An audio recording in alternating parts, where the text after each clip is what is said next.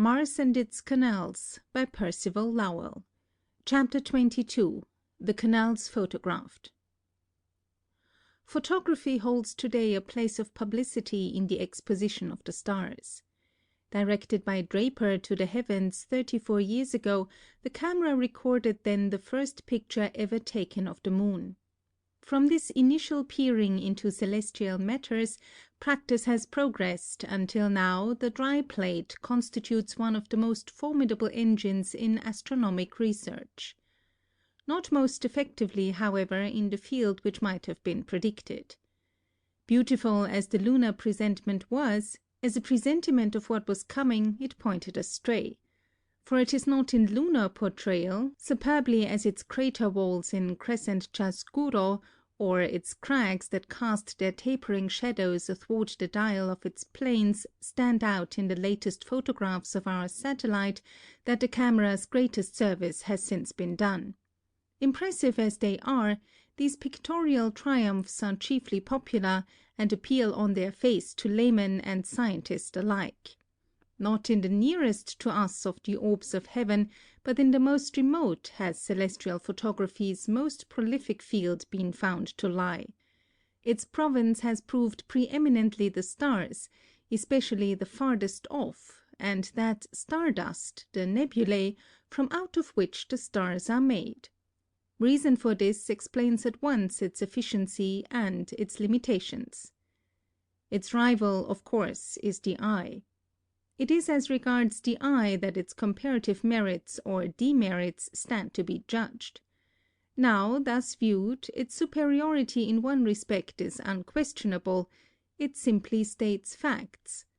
But though it cannot misinform, it can color its facts by giving undue prominence to the effect of some rays and suppressing the evidence of others, so that its testimony is not, it must be remembered, always in accord with that of human vision.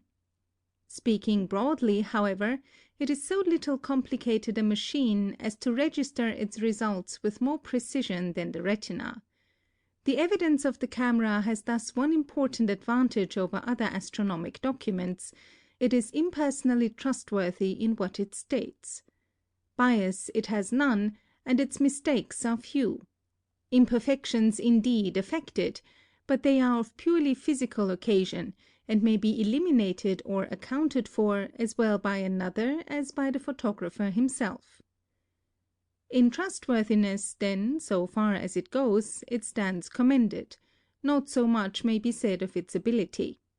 This depends upon the work to which it is put.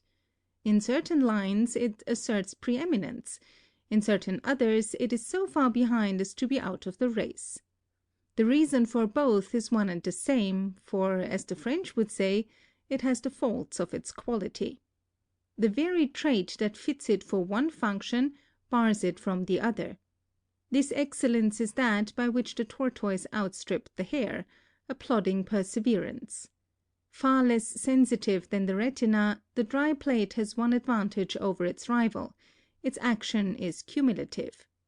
The eye sees all it can in the 20th of a second; after that its perception, instead of increasing, is dulled, and no amount of application will result in adding more. With the dry plate it is the reverse. Time works for, not against it. Within limits, themselves long, light affects it throughout the period it stands exposed, and, roughly speaking, in direct ratio to the time elapsed. Thus the camera is able to record stars no human eye has ever caught, and to register the structure of nebulae the eye tries to resolve in vain. Where illumination alone is concerned, the camera reigns supreme; not so when it comes to a question of definition. Then by its speed and agility the eye steps into its place, for the atmosphere is not the void it could be wished, through which the light waves shoot at will. Pulsing athwart it are air waves of condensation and rarefaction that now obstruct, now further, the passage of the ray. By the nimbleness of its action, the eye cunningly contrives to catch the good moments among the poor, and carry the message to the brain. The dry plate by its slowness is impotent to follow. To register anything, it must take the bad with the better to a complete confusion of detail. For the airwaves throw the image first to one place and then to another, to a blotting of both. All of which renders the stars, where lighting counts for so much and form for so little, the peculiar province of celestial photography. With the study of the surfaces of the planets, the exact contrary is the case. With most of them, illumination is already to be had in abundance. Definition it is that is desired. What succeeds so excellently with the stars is here put to it to do anything at all. At its best, the camera is hopelessly behind the eye when it comes to the decipherment of planetary detail. To say that the eye is 10 times the more perceptive is not to overstep the mark. To try, therefore, here to supplant the eye by the camera is time thrown away. Of scant importance to the expert in such matters as Mars, there is a side of the subject in which service might be hoped of it, that of elementary exposition.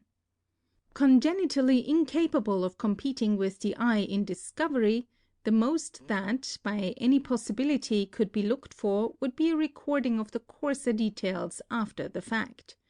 For this reason, it had long been a purpose at Flagstaff to photograph some at least of the canals. But the project seemed chimerical. To get an image suitable at all some seconds of exposure would be required, and during such time the shifting airwaves would blur the very detail desired to be got. It was a problem of essential premises, neutrally annihilative. The more the would-be photographer should avoid the one, the more he would fall into the other. Nevertheless, the thing was tried in 1901. In 1903 the subject was taken up by Mr. Lampland, then new at the observatory. The results were better than those of 2 years before, the images more clear-cut, but still incommunicable of canals. Still, they were satisfactory enough to spur to increased endeavor, and during the following interopposition preparations were made to grapple with the planet as successfully as could be devised at its next turn. This happened in May 1905. It then showed a disk only 17 seconds in diameter, or 1/120th that of the moon, and this disk Mr. Lampland attacked with the 24-inch and a negative amplificator that increased the focal length of the former to 143 feet. At such focus the planet's image was received upon the plate. Everything that could conduce to success had been put in requisition. To this end of better definition, the color curve of the objective was first got, and for it a special color screen constructed by Wallace. In spite of its name, no achromatic is so in fact, but brings rays of different tint to different focus. The color curve shows where these severally lie, and the color screen, a chemically tinted piece of glass, is to absorb all those which would blur the image by having a different focus from the ones retained. Next, all manner of plates were tried. For in these again it was necessary to reconcile two contradictory characters, a rapid plate and a well-defining one.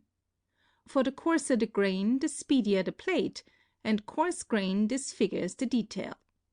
Both qualities on so small an image were obligatory, and yet both could not be got. Then the clock had to be as smooth running as possible. So, by a suggestion of Mr. Cockshall's, one was obtained that filled this requisite, a new form of conical pendulum. Upon this a further refinement was practiced. Ordinarily, clockwork is timed to follow the stars.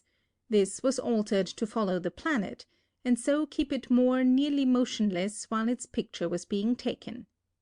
Then the device of capping down the telescope to suit the air waves, which had been found so effective to the bringing out of fine detail, was put in practice. Lastly, all developers were tried, and those found suited to the finest work were used. Many pictures were taken on each plate one after the other, both to vary the exposure and to catch such good moments as might chance. 700 images were thus got in all, the days of best definition alone being utilized.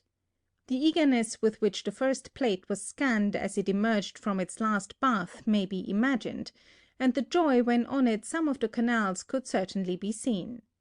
There were the old configurations of patches, the light areas and the dark, just as they looked through the telescope, and never till then otherwise seen of human eye, and there, more marvellous yet, were the grosser of those lines that had so piqued human curiosity, the canals of Mars.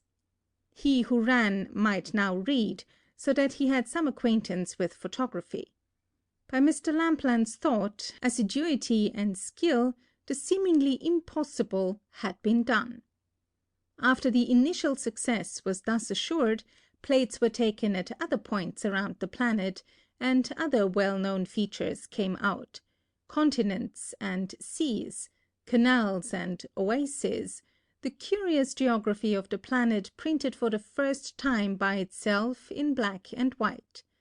By chance, on one of the plates, a temporal event was found registered too, the first snowfall of the season, the beginning of the new polar cap, seen visually just before the plate happened to be put in and reproduced by it unmistakably.